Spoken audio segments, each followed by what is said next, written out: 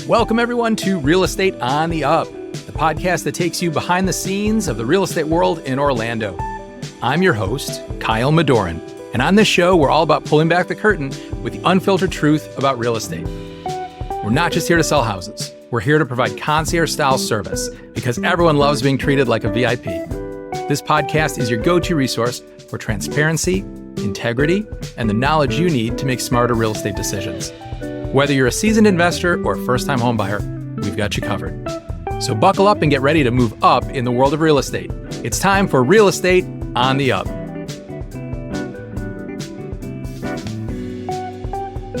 Gary Cohl joins us today with an amazing background that I'm super excited to share with you. So after spending 20 years as a television sportscaster, Gary transitioned into real estate in 2002. Since then, he has started 2 successful brokerages and also 2 property management companies. He's now with Coldwell Banker and works in both Florida and North Carolina. So Gary is a very busy guy, and he's done exceptionally well in his new home at Coldwell Banker, enjoying sales volume over $75 million in the last 3 years. I am really looking forward to what he has to share with us today. So without further ado, here he is. Welcome to the show, Gary Cohl. Hey, thanks for having me. I appreciate it.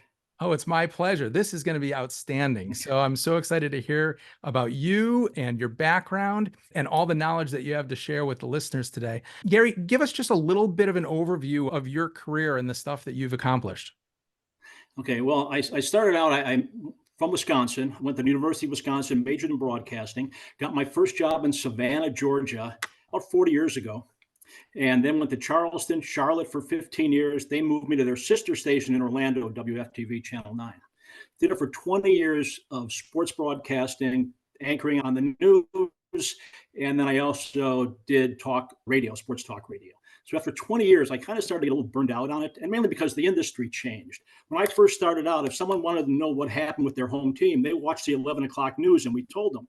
Now with cell phones and the internet, everything else, the minute, if the Magic are playing, the minute the game's over, someone hits their phone, they know exactly what happened. They don't wait till 11 o'clock for a sportscaster to come on and tell them what to do. Right.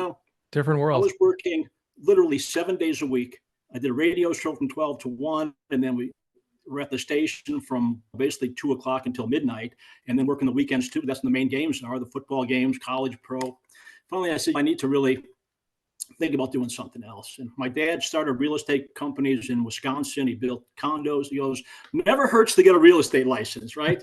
So I got my real estate license, and I'm still doing a little sports talk radio show. And just so happens we were doing a live broadcast at the Orlando Regional Realtor Association. Oh. This is right after I got my license. So I'm no longer in TV, but I'm doing a radio show 5 days a week in the afternoon. We do the show at the convention, and we were giving away 2 tickets to the Florida State football. Back when this happened, back in 2000, that was a huge game. Now, big. Guy that wins it says, I tell him I have a real estate license also. He goes, well, we're building a big project, a condo project right near Disney. We could use some help with someone that wants to come work a couple of days a week. I don't know if you know, it's called Lake Buena Vista Resort Village. If you ever on 417, you see the big ship slide and all the other stuff over there. Absolutely. So I'm there when they first opened up. All it was land, and they have a big shopping center behind it, and we had a real little office in the corner. All of a sudden, these things are selling. You remember how it was? They're selling like hotcakes. I was working on a Sunday one day. Some guy walks in, had 5 investors from China, had a suitcase of cash. They had to put $10,000 on each one. He goes, I have $50,000 here. I'm on a Sunday. And wait a second, I need a cashier's check. You can't just leave me $50,000 in cash. But these things were going so crazy that they started at $199,000. Prices went up to $350,000 in about 7 months. Everybody's buying them. They're absolutely going crazy. And then I started doing a few other similar projects that these guys had that I was doing on different days. A condo project near UCF, another one by Millennium Mall, and these other places. Never forget, I'm looking at what I have on paper. I'm showing my wife. I'm going, man, 20 years in broadcasting, I averaged about $50,000 a year. Mm-hmm. I'm looking right now, and I'm going, if all these close, we'll make over $1 million just my first year. From talking about how you sat down with your wife and you were talking about how you've averaged $50,000 a year, and it started to break up right after that. So if you just want to kind of start looking at all these properties we had ready under contract, it was all deposits because nothing was built yet for the most part. And I'm going, man, we're going to make more than that I made the entire career in broadcasting. Fortunately, she didn't go spend all that money because nothing ever, 80% didn't close. By the Wow. time they were built, Mhm. the market had totally started to tank. Just about Oh, all yeah. these places. I was working in another place near UCF that I was managing. It was a condo conversion, nice condos. They had 276 condos. The developers were from Miami. They hired me to run it. We had every one of those under contract in 3 weeks. They Wow. didn't have their condo docs ready. Anything was ready. They were still 6 months out from actually being able to close.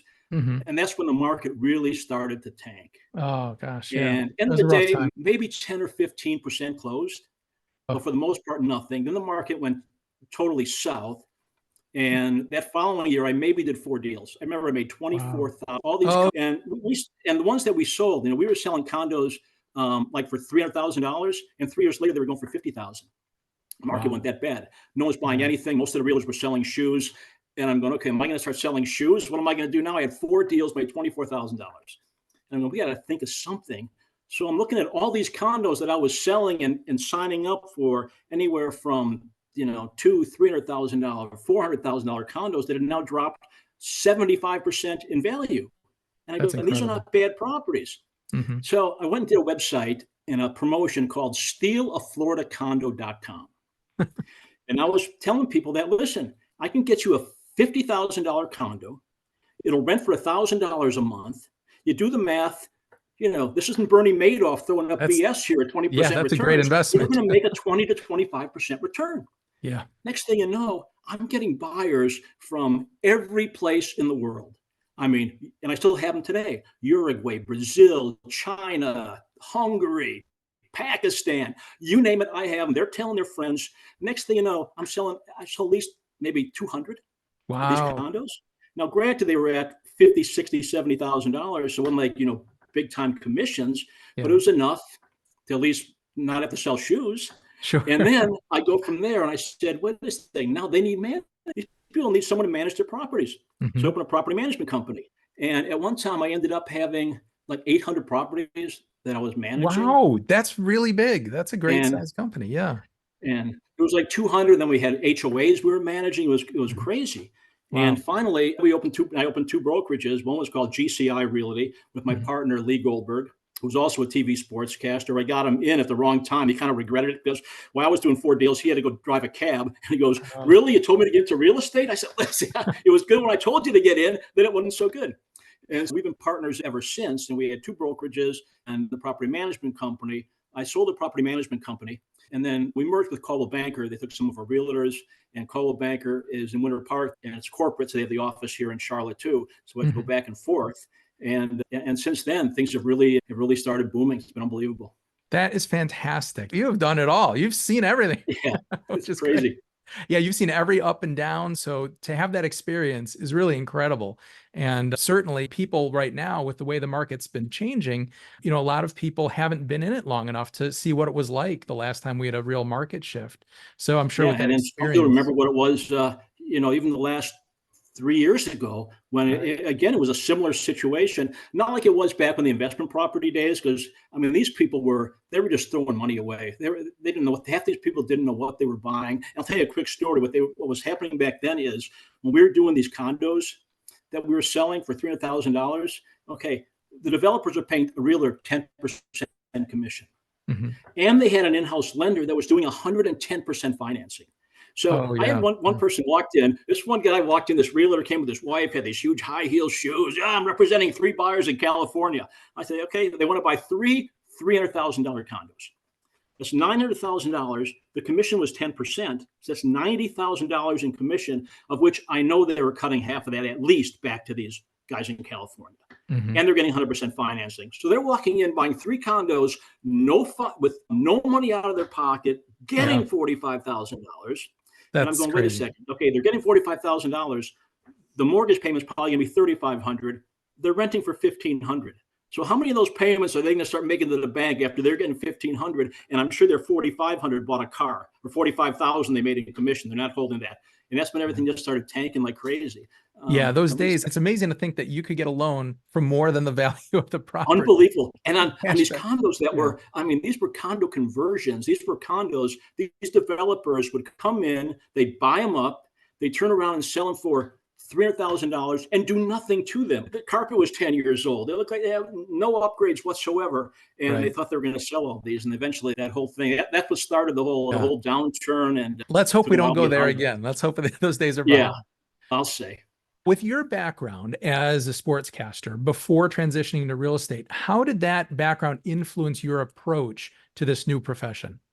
First of all, I was able to do some TV advertising and stuff that we did, where I used to say I used to cover the home team. Now I want to be your home team. That was our slogan for what we did. And just that people at that time, this was 20 years ago, they knew I was on TV. So it did help me get in the door, just like with that guy that gave me the job over at his development. So that's how it started for me getting in. Gotcha. And obviously with your background, you're great in front of a camera, you're very comfortable talking and your experiences. How do you use that storytelling and communication to effectively market properties? How does that work in this world? I really think what I tell people nowadays, just being honest with the buyers and sellers. I try to treat every property, if I'm listing it, like it's my property. Same with buyers. If I'm showing them something and they're buying it, I try to act like if I was going to buy the same thing, how would I act? I'm not trying to sell, get a commission. We stay with these people for years. And I really feel like they trust me. I had one buyer from Pakistan. She had me holding her rents for 2 years. Oh my God. She came back into town. I said, yeah, really? How I'm not going to take it to Vegas and throw it all on black for all the money, but and I've had these people for years and they keep calling me and we keep doing more deals. But really it's the personal relationship, I think, is the number one factor. We spend so much money starting out on buying leads and all these other lead service, and everybody tells you your number. Oh, you'll be first place on Google. I'm not really a computer genius here, but I don't know how big Google is that every single person's on the first page that they keep telling about.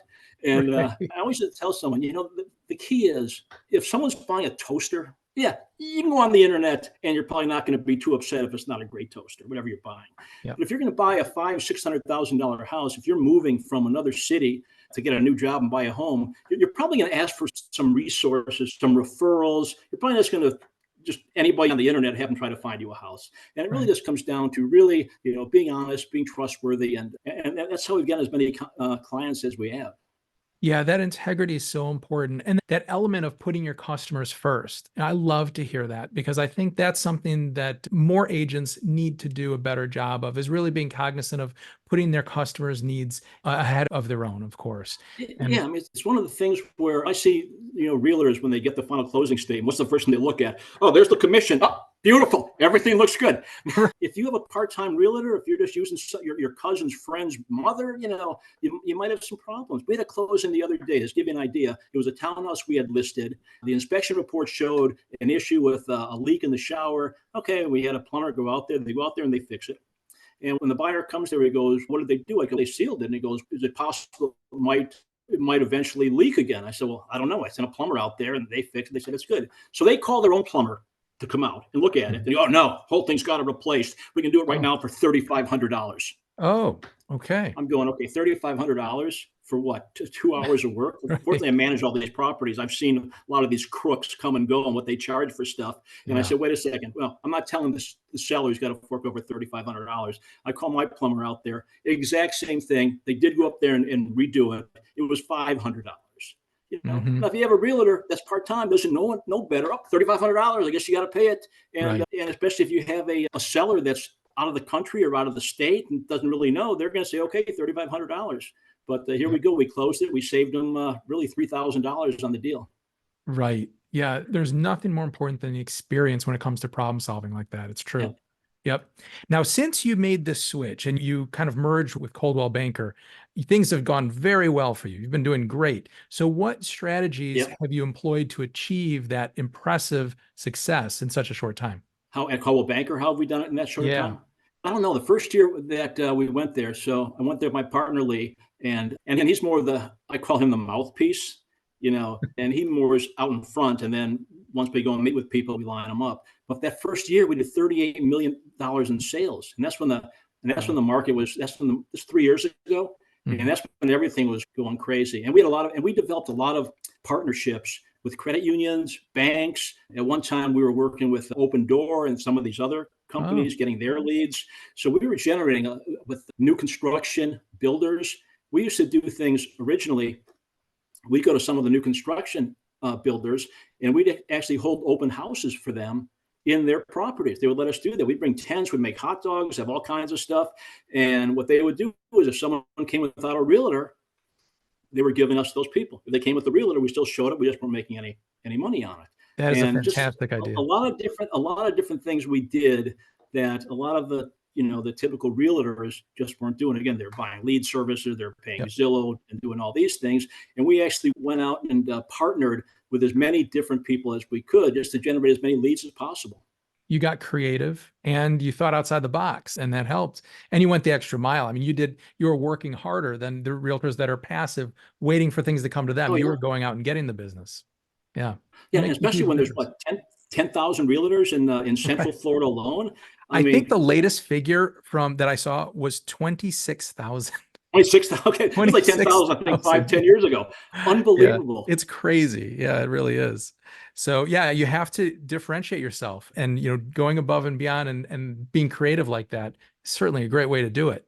Now you Yeah, split your time. So do you sell both in North Carolina and also in Florida now? yeah, yeah. So like I said, I was here 15 years in Charlotte Okay. before they transferred me to the Orlando station.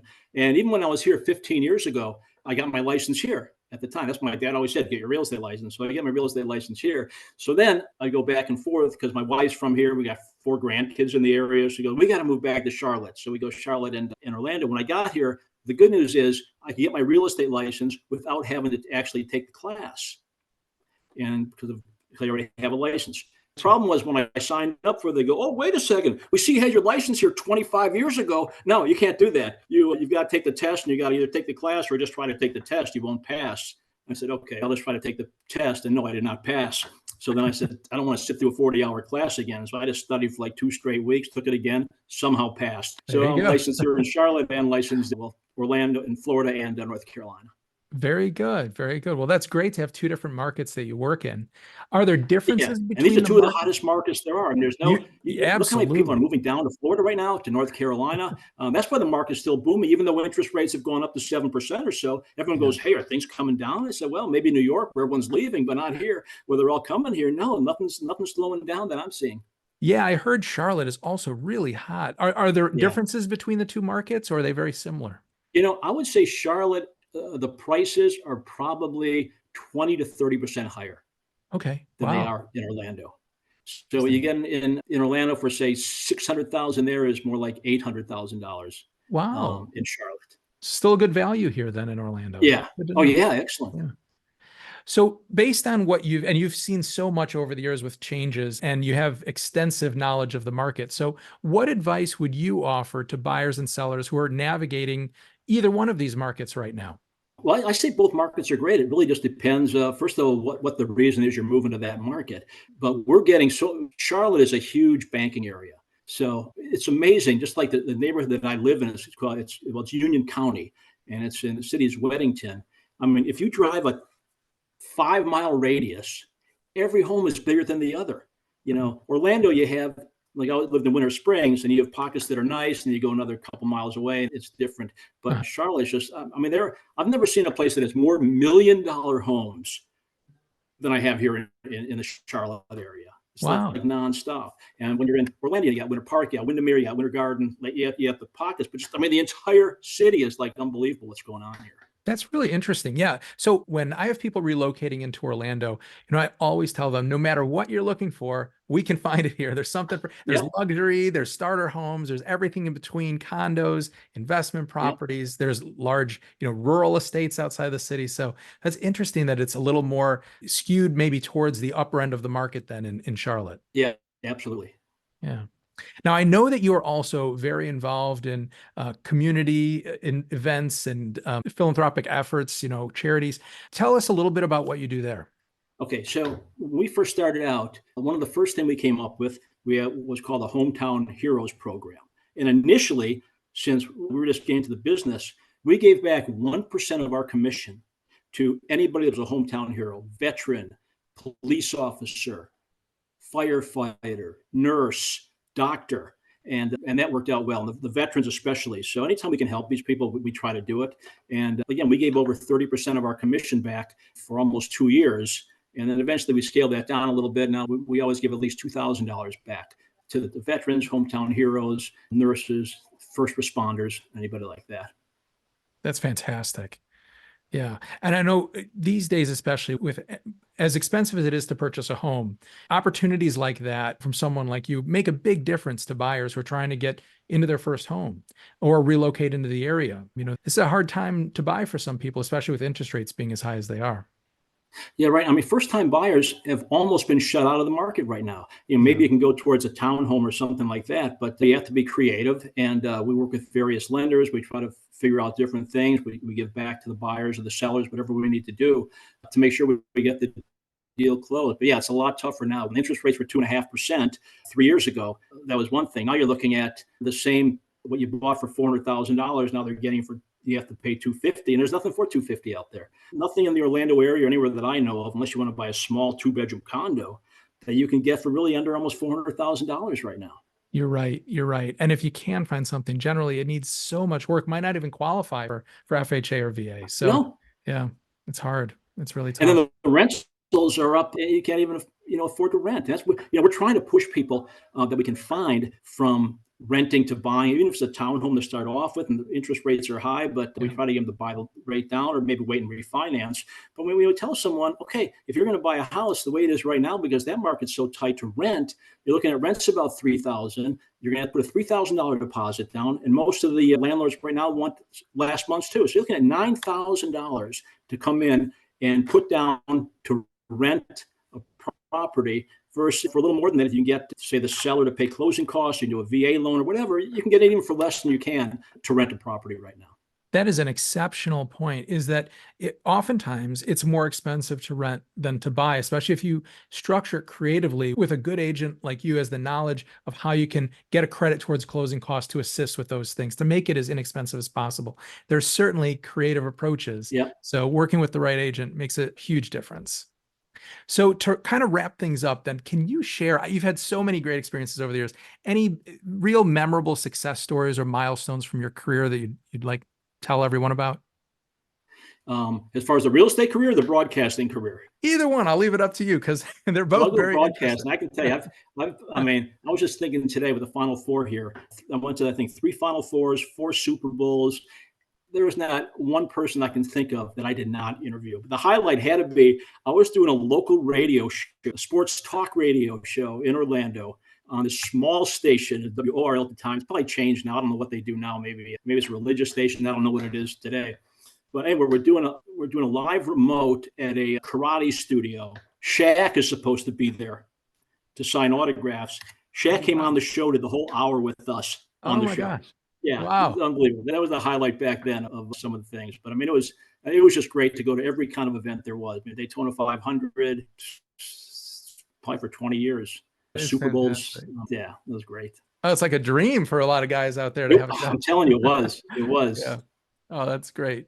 Gary, so if we have people listening who want to get in touch with you in either Charlotte or here in the Orlando area, what's the best way for them to do that? They can always call me directly. Because one thing we always make sure is we answer our phone and always respond. Anytime someone calls, I make sure, and we always tell their other agents that, someone calls, you got to respond right away. Absolutely. Immediately respond, and then call me. My number is 321-277-8671, 321-277-8671. And I still use my old email address from when we had was GCI Realty. And my partner Lee, we were called the GCI guys. And we used to do stuff when they first had the train starting in Orlando. We used to do videos on the train, hitting different areas and telling people what they could find over here if they took the train. And it's Gary@thegciguys.com. So Gary@thegciguys.com. That is great, Gary. And once again, that phone number, everyone, is 321-277-8671. So thank you so much for joining me today. Gary Cohl, everybody, what an amazing career and amazing experiences. I really appreciate you being here to share with everyone. I appreciate being on. Thanks a lot, Kyle. As we conclude another eye-opening episode of Real Estate on the Up, I want to express my appreciation for joining us. Thank you for being a valuable part of the Real Estate on the Up community. Your time and engagement mean the world, so make sure you subscribe and leave a review. Your real estate goals are my priority, and my team and I are here to provide the personalized attention and service that have earned us high recognition. If you have questions, need guidance, or are ready to make a move, don't hesitate to reach out. I'm just a message away. I'm Kyle Madoran, one of Rate My Agent's top 100 in the United States, signing off. Until next time, take care and make those real estate dreams a reality.